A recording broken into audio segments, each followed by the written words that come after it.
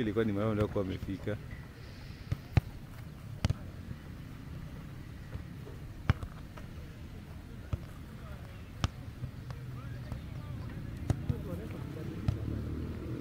Tanza saa 7 hivi.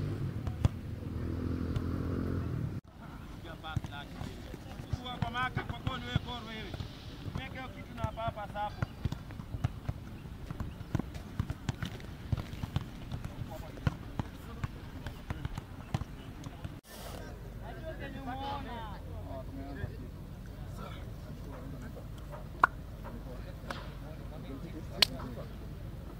Oh, hizo.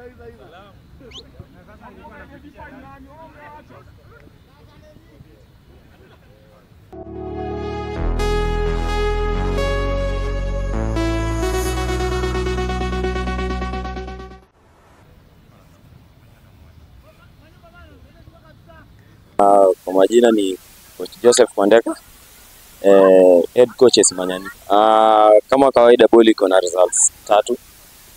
Leo si tumeshinda kuutilize chances zetu first half. Zikakuja back. But pia vijana kuna vile wamelegea. Naenda back kwa drawing board, turekebishe makosa 2-3 alafu tuone vile itakuwa mbele. I think naweza sema about lose 2 zikifuatana. Vijana walikuwa to relax. Na sahi at least I think it's the second wake up call. Ni ya pili.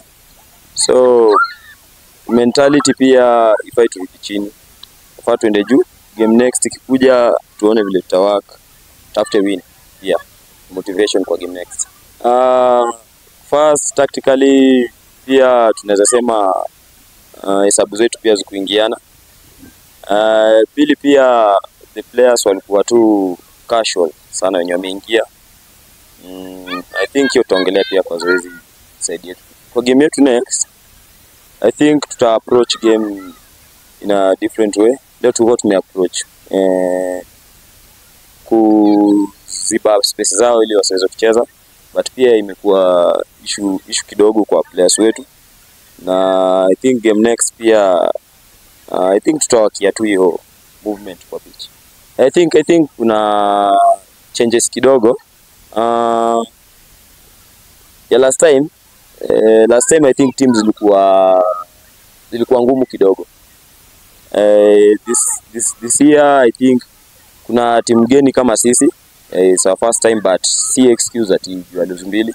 Yes, tunafaa kuonyesha tunaweza juu tumepanda. Tulifika hapa juu. So I think tuseme last year ilikuwa ngumu kushinda hivi. Yeah, my name is Moses Juma, coach MKUFC.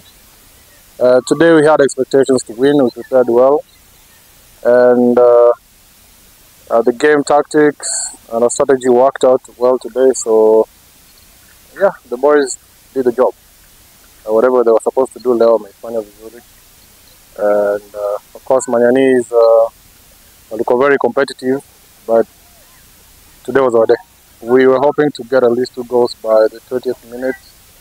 We were lucky to get not within the first 20 minutes, but we had lots of chances that probably could have converted.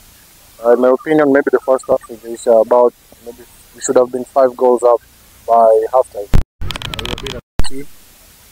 Maybe lacked a bit of sharpness closer to the goal, but we were lucky to finish first half for the 1 goal. So mostly ilikuwa tactical changes, and then we had an injury. Captain Brevin aliumia first half, so we had to pull him out at halftime. So yeah, but most of the changes ilikuwa tactical changes.